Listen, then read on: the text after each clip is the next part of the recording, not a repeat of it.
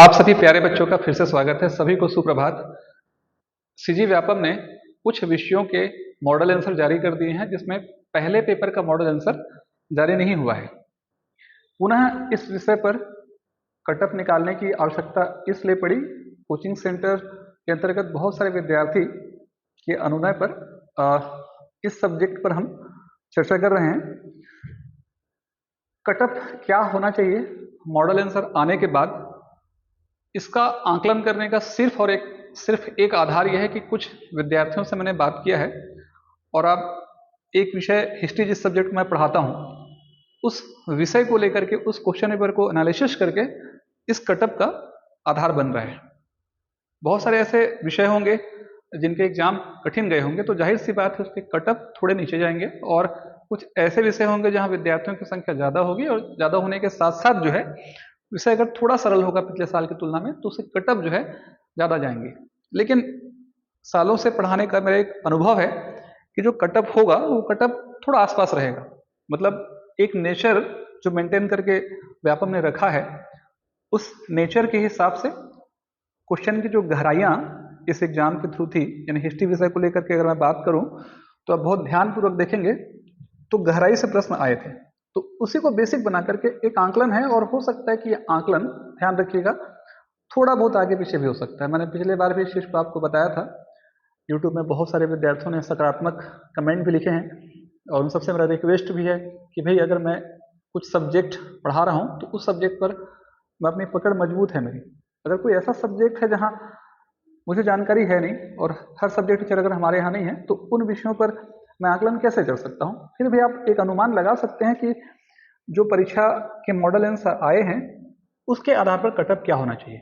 जहां तक हिस्ट्री वाले सब्जेक्ट पर मैंने एक अलग से इस वीडियो के कटअप के वीडियो के अलावा जो है मैंने मॉडल आंसर वाला एक वीडियो निकाला था, जहां थोड़े बहुत प्रश्नों के उत्तर में हेरफेर हुए हैं, और लाजमी था उतना हेरफेर होना। मतलब आप मान के चलिए कि जो मॉडल आंसर के हिसाब से जैसा आकलन पिछली बार किया गया था वैसा ही आकलन है, बहुत ज्यादा परिवर्तन नहीं होगा। फिर भी अपन थोड़ा सा ये समझने का प्रयास करते हैं, क्योंकि मैं मान के चल रहा हूं कि पहला पेपर मॉडल आंसर नहीं आया है, और पहले पेपर में आप मान के चले कि 50 क्वेश्चन में कम से कम जो है 30 नंबर से लेकर के कम से कम आप 30 नंबर से लेकर के 32 नंबर तो गेन करेंगे ही, 30 से लेकर के 35 नंबर गेन करेंगे। तो उसको बेसिक बना करके ध्यान रखिएगा, उसको अगर हम बेसिक बना के चलते हैं तो जनरल के लिए ये जो कटअप है, जनरल के लिए जो कटअप है वो होना चाहिए 55% के आसपास, 55% के आसपास। उसके बाद ओबीसी का जो कटअप है वो बहुत ज्यादा अंतर नहीं रहेगा। ओबीसी का जो कटअप है वो होना चाहिए 53% के आसपास। एससी का जो कटअप है वो होना चाहिए, यहाँ थोड़ा सा हेर फेर हो सकता है, ध्यान रखिएगा, 45% के आसपास। और जो एसटी कैटेगरी का जो कटअप है वो होना चाहिए लगभग 40% के आसपास। यहाँ पर आपको इस बात को भी समझना पड़ेगा, इस बात को भी ध्यान रखना पड़ेगा कि जो 55% का जो कटअप मैं बता रहा हूँ, ये 55% से थोड़ा सा एक आध परसेंट आगे या पीछे भी हो सकता है, क्योंकि एक क्वेश्चन में हजारों की संख्या में लोग होंगे। तो मोटे तौर पर आप ऐसा लिख लीजिए, जहां तक मुझे लग रहा है कि 55% तो मिनिमम जाना चाहिए हिस्ट्री जैसे विषय में।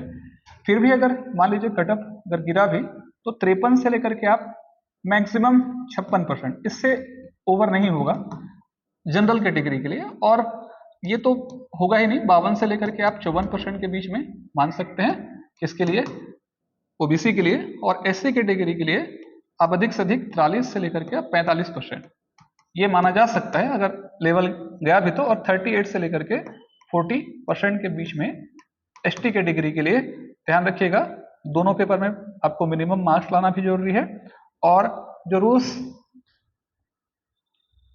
लागू किया गया है यूजीसी के अनुसार 6% वाला जो रूल्स है, उस 6% को ध्यान में रखते हुए उम्मीद है कि ये आंकड़ा जो है 53 से लेकर 56% के बीच में जाना चाहिए।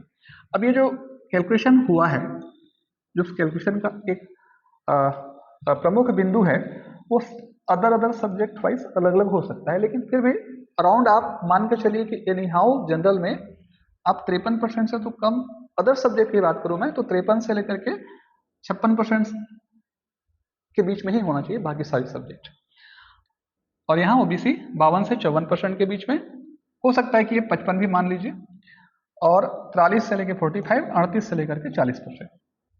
जादूगर या भगवान तो हूं नहीं मैं कि मुझे कैसे पता होगा, सिर्फ मैं एक आंकलन, एक अनुमान लगा सकता हूं। अगर किसी कारणवश, मान लिया जाए कि किसी कारणवश आपका आप अगर इसको लेकर के तनाव में लेंगे तो सही नहीं है।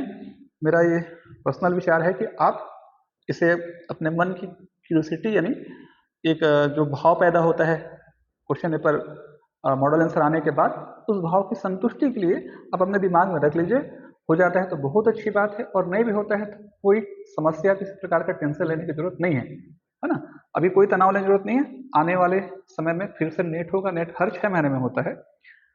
सेट फिर दिसंबर में होने के चांसेस हैं। आप दूसरे एग्जाम की तैयारी कीजिए, या हो सकता है कि आप और भी व्यापम और पीएससी की दूसरी भर्ती परीक्षाएं हो रही हैं, उन पे आप फोकस कीजिए। इस पे ज्यादा समय खराब करने की आवश्यकता बिल्कुल नहीं है। ठीक है, उम्मीद करता हूं।